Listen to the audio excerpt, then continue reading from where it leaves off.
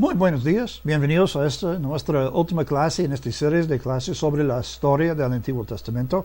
Pues hemos ido estudiando desde la creación en Génesis capítulo 1 hasta ahorita, y en la semana pasada estuvimos hablando acerca de la restauración de Israel. Pues una vez que Israel está restaurado, entramos en una época de tiempo que está conocido como los años de silencio. Son un poco más de 400 años en cuando no tenemos nada escrito en nuestras Biblias. ¿Por qué? Básicamente porque lo que fue escrito durante este tiempo, y había cosas escritas, está en lo que está llamado lo apócrifa. Si mira una Biblia católica, va a encontrar que ellos tienen unos libros que no tenemos en lo nuestro. Eso es porque estos libros fueron escritos durante esta época. El canon del Antiguo Testamento, lo que está incluido en el Antiguo Testamento, fue decidido por Esdras y otros escribas, otros, podemos decir, doctores de la ley, que trabajaron juntos con Esdras para hacer esta determinación. Pues lo que fue escrito después no podía estar incluido. Entonces, el Tanaj, que es la escritura del Antiguo Testamento según los judíos, ha sido adaptado a nuestras Biblias. Eso es nuestro Antiguo Testamento. Pero estos libros de apócrifa fueron guardados en los sinagogos de los judíos junto con el Tanaj. Entonces no fue incluido, pero fue guardado, porque a ellos todavía fueron libros valiosos, aunque no fueron incluidos como parte del canon de escritura. Pues cuando los católicos hicieron la Biblia, ellos los incluyeron. Pero cuando nuestras Biblias fueron hechos, encontraron que estos no fueron parte de la escritura según los judíos. Entonces los dejaron. ¿Ok? Entonces sí fueron cosas escritas, pero no los usamos. Pero por alguna razón hay un valor en estos libros simplemente porque hay cosas interesantes que podemos encontrar en ellos. Hay lecciones que podemos aprender, hay cosas históricas que podemos aprender y ver de ellos. Entonces, no son como la basura, pero tampoco son escritura, ¿ok? Entonces, tenemos que aceptar que no son escritura y no son tan válidos como la escritura. Y en efecto, vamos a hablar de un poco de estos libros en esta lección, ¿ok? Eso no es el único periodo de silencio que encontramos en el Antiguo Testamento. Hay otro que es casi el mismo número de años, y este fue mientras que el pueblo de Israel estuvo allá en Egipto, entre la entrada al fin de Génesis, cuando entraron en Egipto, José y sus hijos y sus nietos y todo eso, se entraron hasta el inicio del libro de Éxodo, y se nació Moisés. Tenemos un periodo de tiempo allá de como 425 años. Otro periodo de silencio. Lo mejor que conocemos es que durante aquellos años no fue nada escrito por ningún profeta, ningún sacerdote. Bueno, no había sacerdotes en aquel tiempo, entonces no hay nada que podemos decir fue parte de escritura o libros religiosos que son parte de la historia de nuestras Biblias, ¿ok? Entonces ya tenemos un poco de contexto. Vamos a empezar aquí. Quiero hablar un poco del libro de Esther, porque el libro de Esther nos lleva a este tiempo. Estuvimos hablando la semana pasada acerca de Esdras y Nehemías y la reconstrucción. Pero aquí tenemos Esther, y Esther es un libro interesante, básicamente porque nos muestra un tiempo muy específico en cuando Satanás intentó de destruir la religión del judaísmo. ¿Por qué eso es importante? Pues si no existió el judaísmo, no podemos tener el cristianismo tampoco, ¿ok? Los eventos del libro pasaron durante el reino de Asuero, de los persas. Bueno, había varios reyes que se llaman Asuero, ¿ok? Uno de ellos, entre el primero y segundo regreso a Jerusalén. Entonces, entre el tiempo de los eventos del libro de Esdras, o la primera parte de Esdras, y la segunda parte de Esdras, y antes de los eventos del libro de Nehemías, ¿ok? Y como acabo de mencionar, en este libro Satanás intentó destruir el pueblo judío usando un varón como se llama Amán como su instrumento. Si él había destruido el pueblo de Israel, tenemos que tomar en cuenta que todos los judíos vivieron en el territorio de los persas durante aquel tiempo. Entonces, si él ha tenido éxito en destruir el pueblo, ¿de dónde vendrá Jesucristo? Porque él, según la profecía y según el Nuevo Testamento también, vino del linaje de rey David.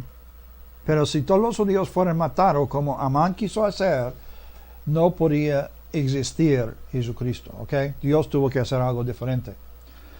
Dios usó a Esther y su tío Mordecai para descubrir el plan y el salvar el pueblo.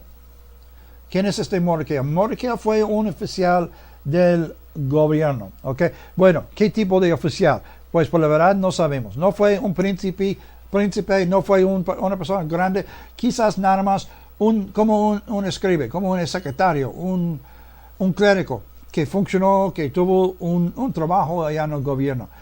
Sabemos que trabajó en el gobierno porque le encontramos en el palacio del rey.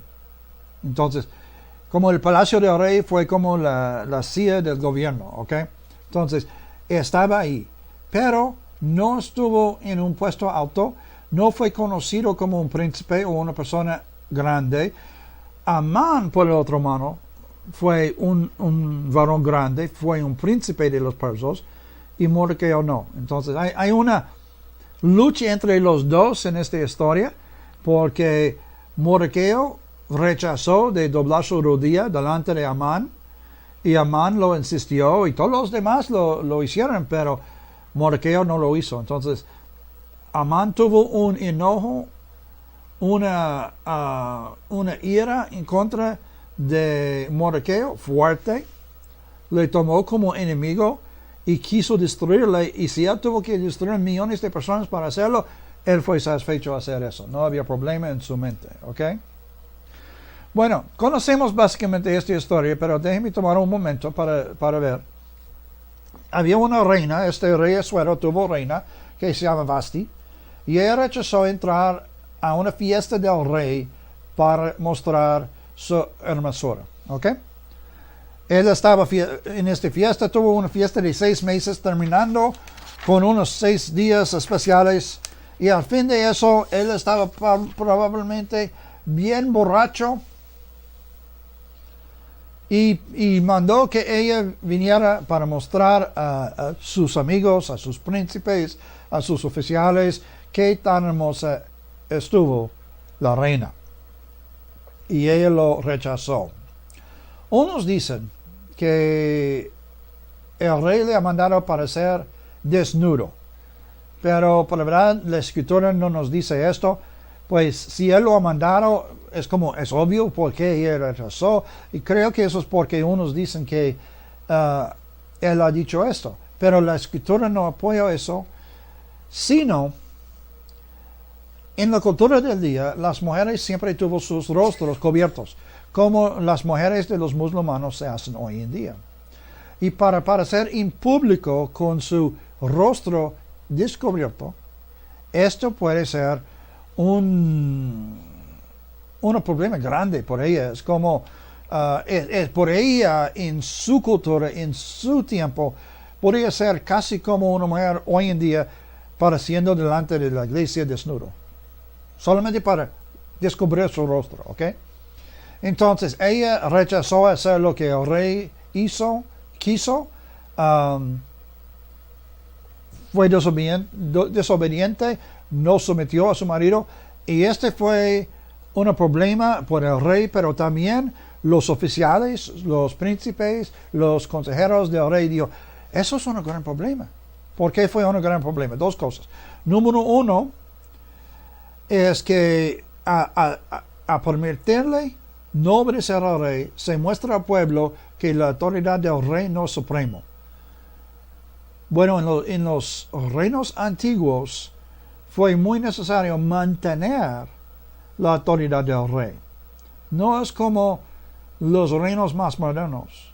Los reinos antiguos había constantemente el riesgo de rebelión, especialmente en reinos como estos que son hechos de varios pueblos, porque no todos los pueblos se aceptaron la idea que Él es nuestro rey. Ellos lo aceptaron porque fueron forzados, no por su propia creencia. Entonces fue peligroso esto. La segunda cosa, y eso es lo que los oficiales dijeron al rey, es que si ella no obedece a ti, rey, todas las otras mujeres van a saber que no tiene que obedecer a sus propios maridos tampoco. Y los oficiales estuvieron preocupados que iba a tener un problema de rebelión entre las mujeres si Vasti fue permitido desobedecer a su marido. Entonces, a ellos fue un gran problema, pues eso se parece un poco raro en nuestra cultura moderna, en cuanto las mujeres tienen más derechos, pero si podemos imaginar en la cultura de los musulmanes, por ejemplo, en donde las mujeres no tienen derechos, estamos hablando de una cultura que es más como esto. Entonces, a permitir eso en una cultura donde las mujeres son consideradas propiedad de su marido, hasta el punto que el marido tiene derecho para matarle si ella no le obedece, eso es una cosa grandota. Eso es el problema que tuvieron, ¿ok? Pues entonces, el rey y sus consejeros decidieron que ella no podía continuar a ser la reina, entonces fue divorciada y le mandó a exilio, que no podía aparecer allá por nada más. Se fue. Ok. Pues después de eso, el rey se fue a una guerra en contra de los griegos. Y si ha visto la película de los 300, esta fue la guerra, literalmente. Entonces fue por 3 años, se hicieron esta guerra, él perdió la guerra. Pues por un rey que tuvo un reino tan grandote, tuvo más que 100 pueblos en su reino. Y aquí son los griegos, por comparación, un pueblo chico. Y ellos ganaron la victoria sobre este rey grande. Entonces eso fue horrible por el rey. Y él regresó a su ciudad, la ciudad de su palacio, su capital, triste. Y sus consejeros dijeron, es que necesitas nueva reina. Vamos a buscarle nueva reina, ¿ok? Entonces se empezaron este proceso para buscar nueva reina. Básicamente se anunciaron que todas las muchachas bonitas deben parecer allá al palacio por la oportunidad para ser la reina. ¿Ok? Entonces, muchas jovencitas guapas fueron traídas al palacio, y entre cuales fue una mujer, una muchacha judía que se llama Esther. Ella se fue porque su tío Mordequeo, el oficial de gobierno que hemos mencionado, le dijo, suena como buena idea. Entonces se fue allá, y ella fue una mujer muy especial en muchas maneras. Sí, estoy seguro que ella fue bien bonita, pero más que eso, ella fue una mujer de buen carácter. Primeramente recibió a favor de Egea, que fue el jefe de los eunucos. Los eunucos fueron encargados de las mujeres del rey, sus esposas y concubinas, y les sirvió, pero también les guardó. ¿Ok? Entonces no había varones normales permitidos estar con estas mujeres, nada más eunucos, y él fue el jefe de ellos. Y ella, no sé qué tantos eunucos estuvieron, pero ella, Esther, recibió favor en los ojos de este jefe de los eunucos. Y ella entró en un periodo de preparación, y lo que se dice allá en la Biblia es que se pasó 12 meses en la sala de la belleza. ¿Cómo se parece, mujeres? 12 meses allá en la sala, todo el tiempo. Se dice en nuestras Biblias que esta fue la ley de las mujeres, ¿ok? es más correcto parecer que fue la costumbre de las mujeres, y no fue solamente por las mujeres que iban a estar delante del rey o iban a pasar una noche con el rey, sino fue la costumbre de todas las mujeres. En efecto, hasta el tiempo de Jesús, al menos hasta el tiempo de Jesús, las mujeres judías practicaron esta misma costumbre. Una vez que ellos fueron prometidas a casar con un varón, ellos se entraron en un tiempo de preparación. Y básicamente, ellos pasaron todo el tiempo, desde aquel tiempo hasta el día de su boda, preparándose para ser lo más hermosa posible por su marido. Qué diferente de nuestra cultura actual, ¿eh? Hoy en día lo que tenemos son las muchachas que están buscando un novio, que se hacen con la maquillaje, el pelo, la ropa y todo perfecto para ser lo más guapo posible. Pero una vez que se casan ya no se ponen tanto atención a esto por varias razones. Pero en la cultura judía, y se dicen esto hasta hoy, es que la mujer tiene la responsabilidad para mantenerse guapa por su propio marido. ¿Por qué? Para atraer el ojo de su marido. Hay mucha sabiduría en esto. Mucha sabiduría. Entonces ella pasó estos 12 meses. Podemos hacer 12 meses en la sala de belleza, preparándose su pelo, su maquillaje con cremas, con óleos, no sé de todo, ¿ok? Y de esto, cada muchacho tuvo nada más una noche con el rey. Se fue traído al rey anoche y se regresó al palacio de las mujeres en la mañana. Entonces solamente tuvo una noche para hacer un impacto a él, para impresionar a él que ella fue especial. ¿Cómo puede hacer en una sola noche? Pues si pensamos como el mundo, hay unas ideas. Pero la sabiduría de esta mujer Esther fue mostrado en eso, porque ella se fue al jefe de los eunucos y le preguntó, ¿qué debo traer conmigo para impresionar a él? Todas las muchachas podían llevar lo que sea, cualquier cosa que ellos quisieran, una comida, algo especial, un regalo, lo que sea. Ella preguntó al jefe de los eunucos, ¿qué debo llevar? Y solamente llevó lo que él indicó. ¿Por qué? Porque él conoció al rey, él tuvo el conocimiento. Y el rey seleccionó a Esther como la reina. ¿Okay? Entonces, aquí tenemos, nada más, parte de la historia es como la preparación. ¿Okay? Pues más adelante encontramos que Mordecai descubrió un plan en contra del rey, lo contó a Esther, quien lo repitió al rey, y por eso el rey fue salvado. Es como había dos varones que quisieran matar al rey. Pero ya, nada. ¿Ok? Solamente fue que el rey fue salvo.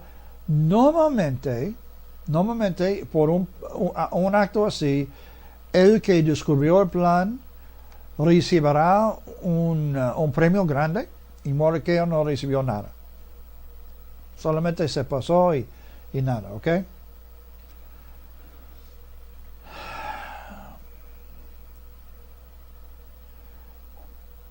Pero más adelante, más en la historia, Amán quiso destruir el pueblo judío por su enemistad con Mordecai. Entonces se fue al rey, diciendo al rey, oh rey, vive para siempre. Hay un pueblo entre nosotros que son diferentes. Ellos no sirven sus dioses. Ellos no siguen nuestras costumbres. Ellos se mantienen separados de todo lo demás del pueblo. Y ellos son peligrosos porque son un pueblo muy rebelde. Y, rey, tenemos que hacer algo con ellos. Y el rey le preguntó, porque Amán fue un príncipe, un consejero, ¿qué debemos hacer? Y Amán respondió al rey Asuero, debemos matarles. Pues el rey tuvo nada más en la información que había dado por parte de Amán, Y entonces él dijo, ok, escribe un nuevo ley, séalo con mi anillo, que dice que en tal y tal día vamos a matar a todos los judíos. Y se mandaron este edicto del rey a todos los 120 pueblos que fueron parte de este reino. Y fue anunciado, y aquí tenemos el pueblo judío bajo este juramento de morir. Y ya tenemos a Esther y Morqueo y todos sus familiares y todos los otros judíos molestados por esto. ¿Qué van a hacer? Pues vino Morqueo a Esther para hablar con ella y dijo, quizás fue por este tiempo que tú eres la reina. Y ella pidió de Morqueo que todo el pueblo judío ayunará por 3 días, y ella también ayunó por los 3 días. Y luego se fue al rey, pero la cosa es esto, es que según la ley, si ella se fue al rey y el rey no extendió su vara, el símbolo de su autoridad, a ella le iba a llevar para matar. Entonces había un riesgo en esto, pero también había mucho riesgo de no hacer nada. Entonces ella se fue, el rey extendió su vara, y él dijo a ella, ¿qué quieres de mí? Hablando en la manera de un rey, diciendo, hasta la mitad de mi reino te doy. Pues obviamente no quiso hacer esto, pero y ella respondió, por favor, te pido que mañana tú vienes al palacio mío para cenar conmigo, y trae a Amán contigo. Entonces se fueron. Y ellos comieron el banquete que ella preparó, o sus siervos preparó, no importa quién lo hizo. Estuvieron bien satisfechos, y el rey le preguntó otra vez, ¿y qué quieres de mí? Hasta la mitad de mi reino te doy. Y él respondió, pues quiero nada más que tú y Amán regresen mañana por otro banquete. Entonces regresaron, otro banquete elegante, terminaron bien satisfechos, y el rey le preguntó, ya la tercera vez, ¿qué quieres de mí? Hasta la mitad de mi reino te doy. Y ella le pidió, quiero nada más mi vida y la vida de mi pueblo, porque Amán te ha engañado para matarnos. Pues el rey salió del cuarto bien molestado, y mientras que él estaba afuera, Amán se acercó a la reina, a Esther, y se cayeron los dos sobre una sofá, y regresó el rey para encontrarles así, enojado a Amán porque aquí estaba tocando a su reina. Pues cayeron así, pero le tocó. Y uno de los siervos dijo, ¿qué debemos hacer? Y uno de los siervos dijo, hay una horca atrás de la casa de Amán, que fue preparado por Morqueo. Y el rey le dijo, cuélgalo ahí en su propia horca. Entonces le mató. Y el rey llamó a Morqueo y le dio el lugar de Amán. Y aquí tenemos este judío, no importante, nada más, quizás un escribe, allá en el palacio, elevado a ser como el primer ministro del pueblo. Me gusta mucho cuando Dios mueve así. Lo hemos visto con Daniel, y hemos visto otras veces, en cuando Dios se toma a una persona y le levanta, promoviéndolos a un lugar muy alto, solamente por su fidelidad. Y aquí tenemos Morqueo, que al rescatar la vida del rey no recibió nada, pero ya recibió. El rey le dio la casa y todos los bienes de este Amán, y además le puso como primer ministro sobre el pueblo. Y le dio, escribe lo que quiere, ley que quiere, porque no podemos sacar el otro ley para que su pueblo sea protegido. Y ellos mandaron otra ley diciendo que en aquel día los judíos podían protegerse y además matar a cualquiera que fueran de su enemigo. Pues así se salvó el pueblo. Entonces, eso es importante porque si no fuera por esto, como yo he mencionado,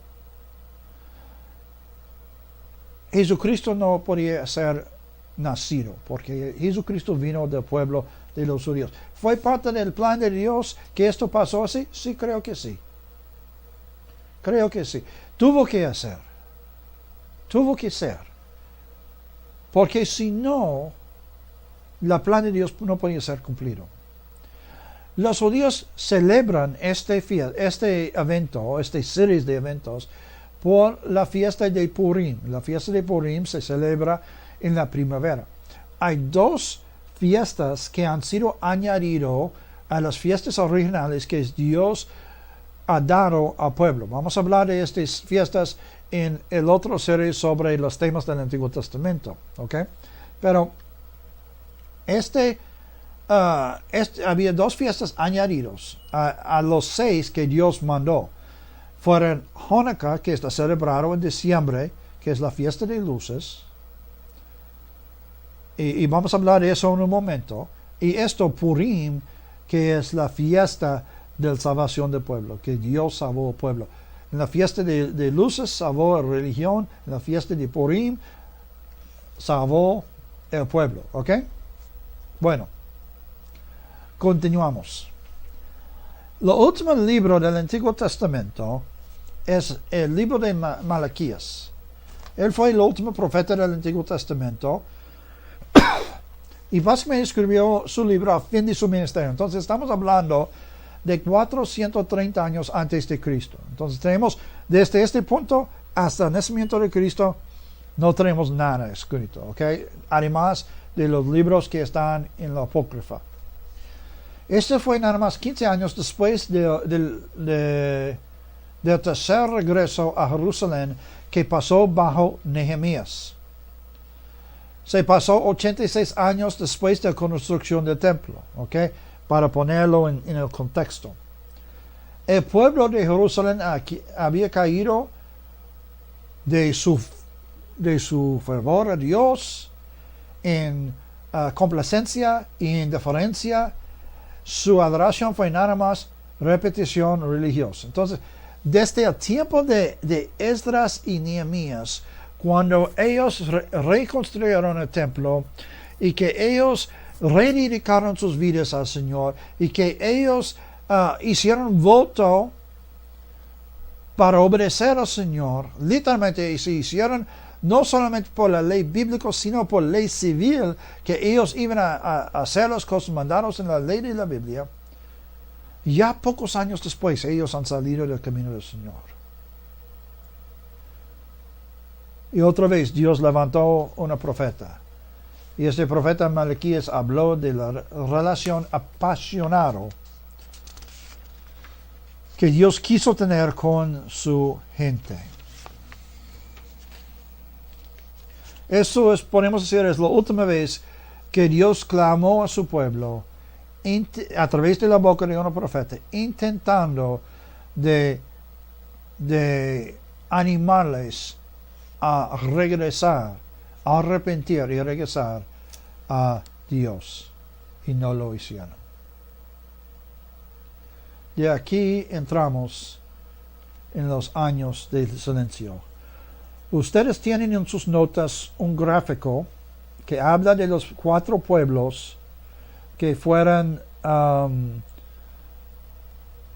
podemos decir, o los 4 reinos diferentes que fueran sobre Judá y Jerusalén durante estos 430 años. ¿Okay? Vamos a hablar de esos 4 pueblos. Primeramente tenemos los persas. Recuerda, Esther es de los persas, ¿ok? Esdras, Nehemías, estos vinieron de esta época también de los persas. El fin de Daniel habla de los persas. Todo eso es de los persas, ¿ok?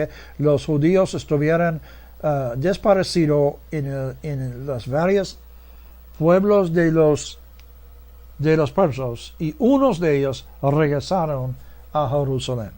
¿Ok? Pero los persas fueron conquistados por Alejandro el Gran de Grecia y de Macedonia. ¿Ok? Pero allá después de conquistar se continuaron marchando a la India. Y básicamente este rey pasó todo su vida, todo su reino, todo el tiempo que él fue rey, batallando. Fue un gran conquistador, más grande de los conquistadores que conquistaron a México.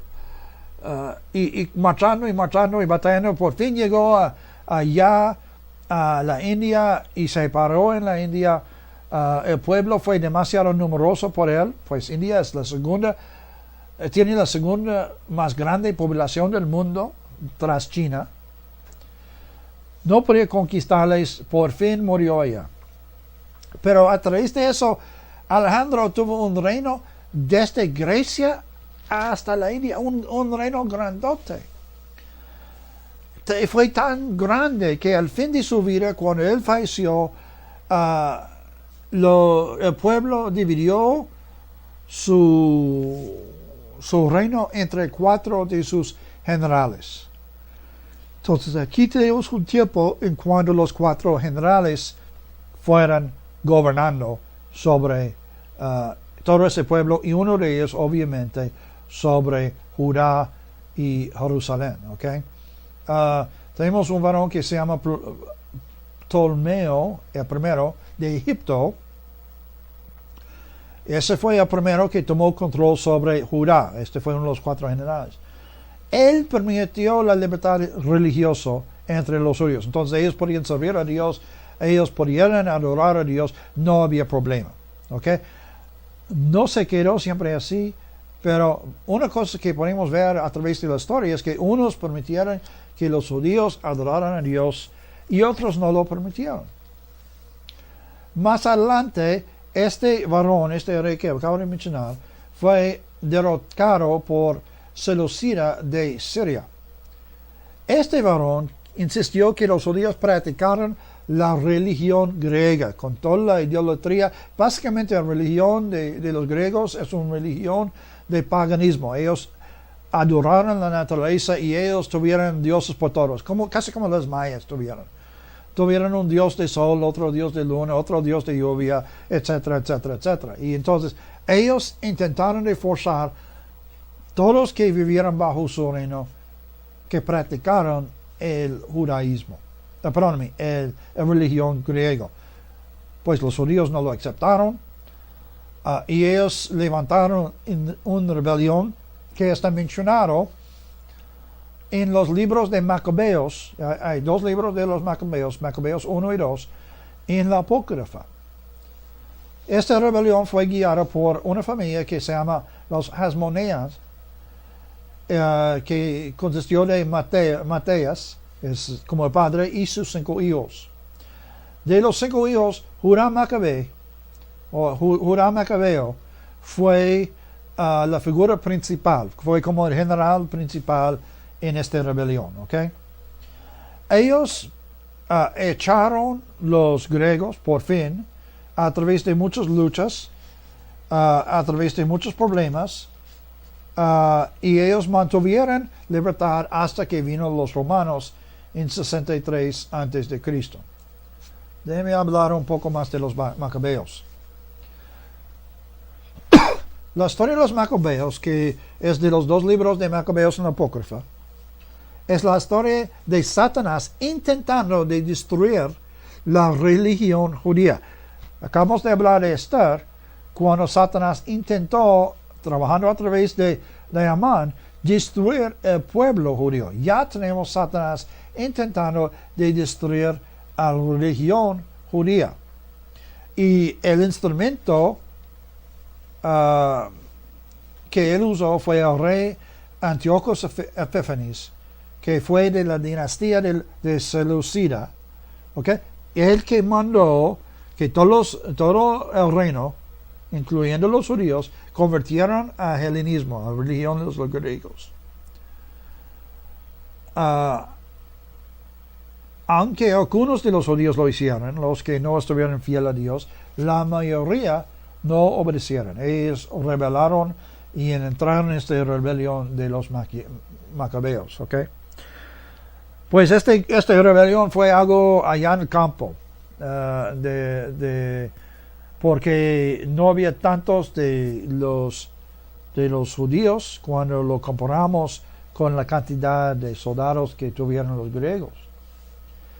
Los griegos desecraron el templo y como parte de eso ofrecieron cerdos en el altar, y a los judíos el cerdo es horrible, es muy sucio, y dedicaron, o podemos decir, rededicaron el templo de Dios, el templo de Jehová, a Zeus. Zeus fue el dios principal de los griegos. Pues esto obviamente fue un insulto a Dios, un insulto a los judíos, pero fue hecho intentando de matar el judaísmo. ¿Okay? Pero en vez de destruirles, fue la chispa necesaria para unificar a los judíos en esta rebelión. Y muchos se juntaron con los macabeos en el monte y batallaron contra los griegos. Ellos necesitaban nada más 20 años. Fue una guerra grande. Fue una guerra grande. Hay muchas historias que son incluidos en estos dos libros de los macabeos. Uno que me gusta mucho, la hermana de Judá Macabeos fue una mujer, por supuesto, muy guapa. Y el general de los griegos estaba enamorado con ella. Entonces ella se fue a visitar a este general, trayéndole alimento y vino. Y ellos se sentaron a comer, pero los alimentos que llevó esta mujer fueron alimentos muy salados. Pues, ¿qué se pasa cuando comemos cosas muy saladas? Queremos beber. ¿Qué tuvieron que para beber? El vino. Pues entonces el general se emborrachó y se cayó dormido. Y esta mujer mató al general. Entonces, es interesante cómo Dios puede usar cualquier cosa. Se usó esta mujer como parte de su plan. ¿Fue el plan de Dios que este varón fue borracho? Pues me parece que sí. Tenemos que tomar en cuenta que él fue un pecador, no fue un creyente, ¿ok? Pues entonces se ganaron la victoria, por fin, y ellos regresaron al templo y limpiaron el templo porque ellos quisieran rededicarlo otra vez a Dios. Porque el altar, y estamos hablando del altar de las ofrendas, ¿ok? El altar de bronce, ha sido usado por esta ofrenda de los cerdos. Entonces ellos lo sacaron de allá y hicieron un nuevo altar. Y este altar, el original, fue enterrado bajo lo que se llama el patio de Salomón, ¿okay? Que está pegado al palacio allá en Jerusalén. ¿Okay? Y ellos regresaron y ellos reconstruyeron y ellos prepararon para rededicar el templo. Y de esto tenemos la fiesta de los luces que se llama Hanukkah. Hanukkah está, lo que yo mencioné, está celebrado en el mes de diciembre. ¿Ok?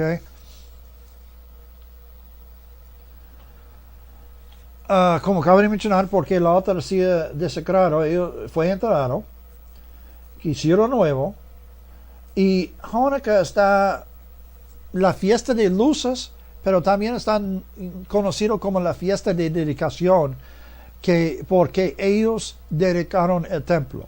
Es la fiesta que ellos celebran porque dedicaron el templo. ¿Okay? Juan 10:22 menciona declarando que Jesús fue directamente sobre el lugar donde ellos enterraron el altar original. Él estuvo allá en el patio de Salomón. Está mencionado en ese verso. Pues, como parte de este proceso de rededicar el templo, ellos tuvieron que alumbrar el candelario, el menorá, que estaba en el lugar santo. Y ellos encontraron en la bodega del del templo nada más un frasco de aceite. Y un frasco fue bastante por nada más un día. Pero ellos necesitaban 7 días para hacer más aceite, porque había un aceite muy especial que ellos usaron por este candelario. ¿Okay? Entonces ellos hicieron la decisión, vamos a alumbrarlo, vamos a tener la fiesta, vamos a tener la dedicación y a la vez vamos a empezar a hacer más aceite. Entonces ellos pusieron el aceite, ellos alumbraron la menorá, ellos hicieron su dedicación, todo fue hecho. Y el día siguiente no tuvieron aceite para añadir, pero la lámpara quedó alumbrada.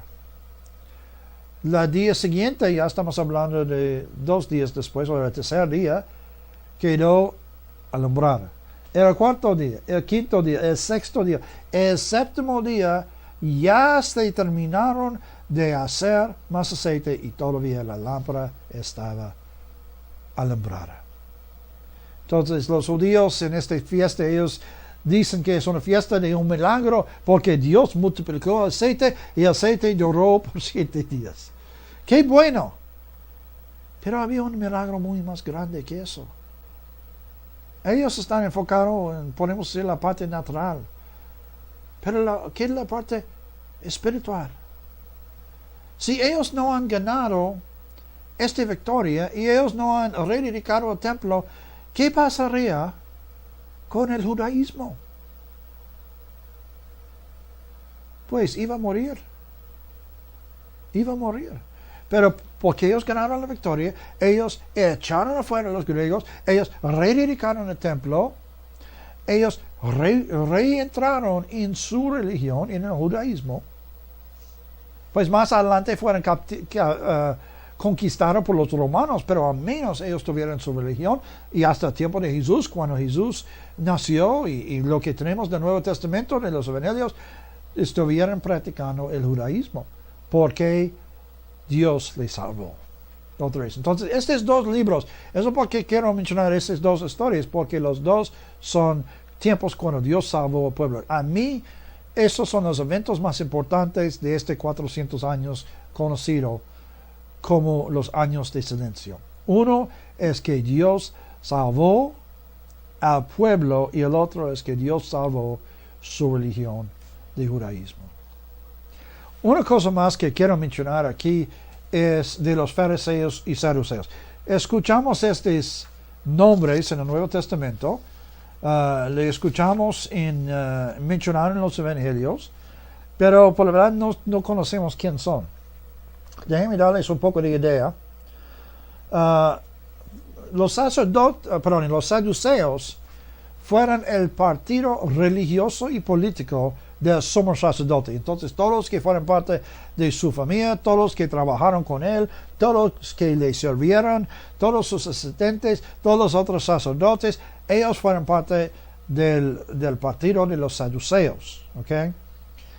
Básicamente ellos se separaron del pueblo de los judíos y ellos sirvieron a Dios, pero lo hicieron como estuvieran sirviendo a Dios solamente por sí mismo. No como ellos fueran el puente entre Dios y el pueblo, sino que ellos le sirvieran por sí mismo. Porque ellos básicamente ignoraron las necesidades espirituales del pueblo.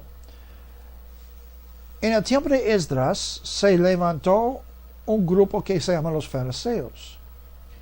Ellos fueron los escribas. Los escribas fueron los que copiaron los textos de la Biblia, del Antiguo Testamento.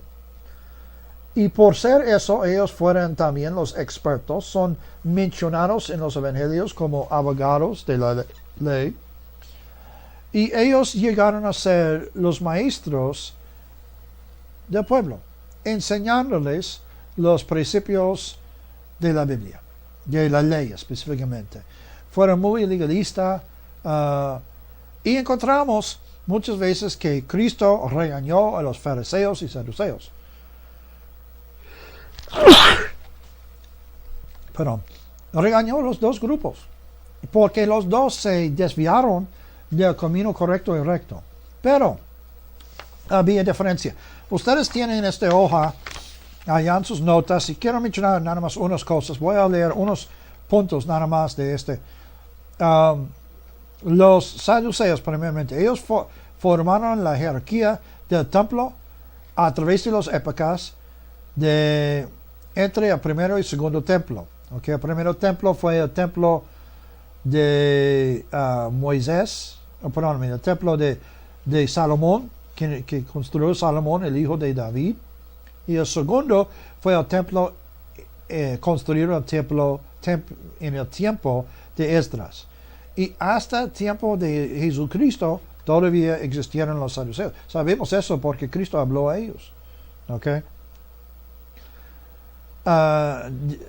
Degenerado bajo la influencia del helenismo, la religión de los griegos, especialmente el reino de Seleucide, que yo he mencionado, ya que durante este tiempo esa parte de la aristocracia sacerdotal fue considerado o equivalente a ser un epicurean mundano, un hedonista.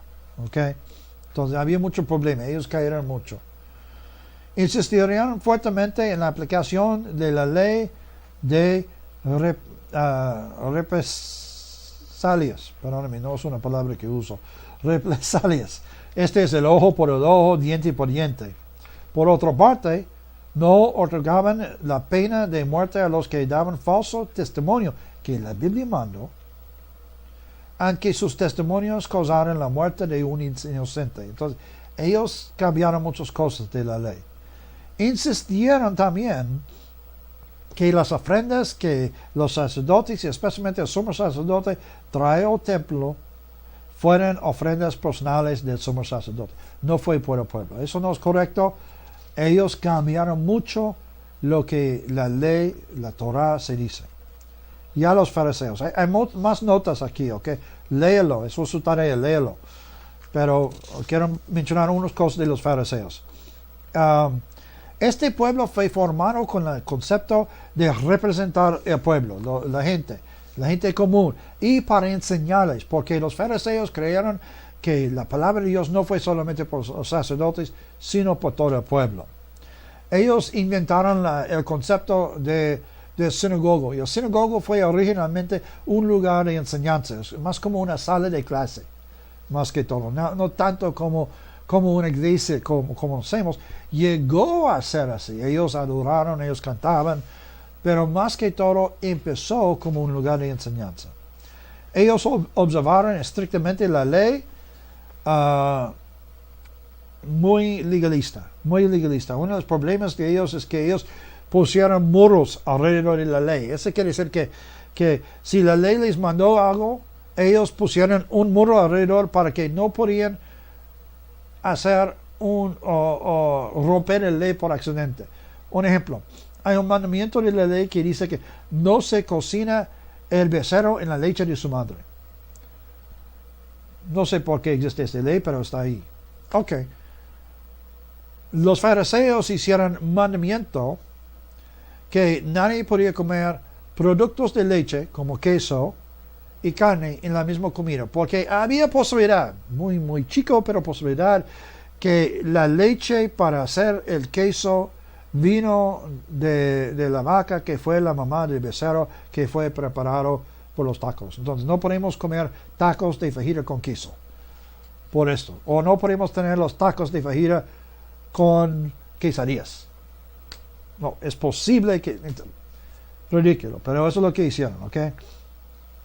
Lo hicieron para honrar a Dios, por la verdad, su mente no fue para cambiar la ley, sino para honrar a Dios por no romper su ley por accidente.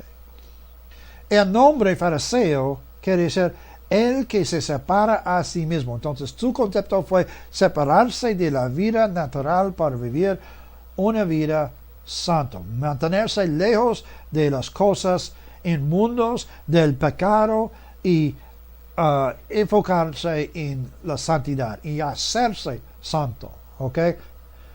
Nadie podía hacerlo, pero ellos intentaron. Después de una lucha grande con los sacerdotes, ellos ganaron su triunfo permanente en la interpretación y aplicación de la ley,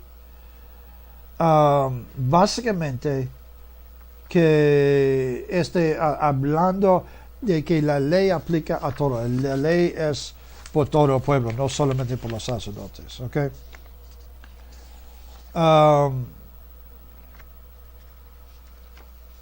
Ellos hicieron por educarse al pueblo, como yo mencionaron, fueron menos rígidos en la interpretación. Yo acabo de decir que fueron muy legalistas, pero no fueron tanto de ojo por ojo o diente por diente. Ellos estuvieron más interesados en el espíritu de la ley, mientras que los saduceos fueron más interesados en la palabra de la ley. Una diferencia que tuvieron entre los dos, ¿ok? Su objetivo fue hacer el sábado un delito, un día de gozo espiritual y social. Y en efecto, muchas de las fiestas bíblicas, las fiestas judías, son tiempos de cantos y danza y adoración y alabanza y mucho gozo y buen alimento. Y eso vino de ellos, de los fariseos, los mismos fariseos que Cristo regañó. ¿Okay? Ellos quisieran que el pueblo se gozó en Dios. Según los principios fariseos, el objeto del propósito de la ley es a entrenar a los hombres, a los judíos, cómo llevar una relación total de su responsabilidad hacia Dios. Básicamente eso es. No es nada más tener la ley, sino aplicarlo a su vida. Eso es bueno. Y nadie dio más odio a un verdadero fariseo que la hipocresía. Hay más cosas allí, pero ustedes lo leen. ¿Okay? Quise mencionar nada más eso, dándoles una idea de quién fueran estos saduceos y fariseos. Son importantes a nosotros simplemente porque son mencionados en el Nuevo Testamento, son mencionados en los Evangelios y necesitamos saber quién fueron. El Sanhedrin, este tribunal que decidió que Cristo iba a morir, fueron hechos de los fariseos y los saduceos. Fueron 70 ancianos del pueblo, 35 fariseos, 35 saduceos. ¿Okay? Entonces son gente importante en la historia bíblica y por eso debemos saber eso. Por favor, lee eso como su tarea para tener mejor concepto de quién fueron ellos. Pues ya básicamente hemos terminado. Ya hemos llegado hasta el tiempo de Jesús. El próximo evento que tenemos bíblico es el nacimiento de Jesucristo. Entonces, bueno, antes de eso el nacimiento de Juan, por la verdad, Juan Bautista nació un año antes de Cristo, pero básicamente estamos a este punto. Hemos terminado con el tiempo del Antiguo Testamento, entonces vamos a concluir esta serie de enseñanzas y vamos a entrar por próximo en una serie de estudios sobre la historia del Nuevo Testamento y la Iglesia. Conecto los dos porque por la verdad todavía estamos haciendo la historia del Nuevo Testamento. Todavía estamos haciendo el libro de Hechos. No ha terminado. Tú y yo somos parte de esta historia. Y el tiempo del Nuevo Testamento es un tiempo muy breve. Pues desde el inicio hasta la muerte del último de los apóstoles estamos hablando de nada más 95 años. Entonces, si intentamos de hacer una serie de clases sobre esto y de un punto de vista histórico, estamos hablando de 2 clases, nada más ya. No, vamos más adelante. Vamos a continuar allá hablando de la historia de la iglesia, porque es importante saber nuestras raíces. Y hay muchas cosas en cual eso nos ayuda. Hace años yo pensé, pues no nos importa saber de esta historia. Sí nos importa. Porque las cosas de nuestra historia, las cosas de nuestro pasado todavía nos afectan.